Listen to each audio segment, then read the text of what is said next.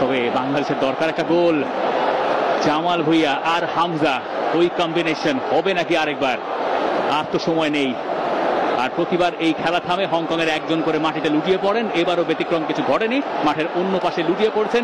Referee যদি এখানে শক্ত হতেন, এই ধরনের ইন্টারন্যাশনাল ম্যাচে এইরকম ঘটনা বারবার নিশ্চয়ই ঘটতো কিনা আমার সংশয় আছে। হাভিয়ার কাবরেরা সেটা নিয়ে অবজেকশন জানাচ্ছিলেন ফোর্থ অফিসিয়ালের কাছে। শেষ মিনিট, মোরসালিন, এবং সেখান থেকে বাংলাদেশ সমতায়, বাংলাদেশ বেঁচে থাকে। সমিত সোম, সমিত সোমের বাংলাদেশ।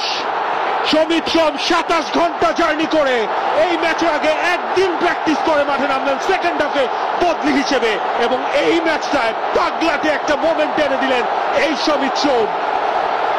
মোরসালিনের একটা দারুণ কর্নার কিক এবং সেটার একটা পারফেক্ট এন্ডিং। ওখানে দৌড়ে গেলেন হাভিয়ার কাবরেরা। দেখে কারো মনে হতে পারে এনজো মারেস্কা। সেই ম্যাচে চেলসি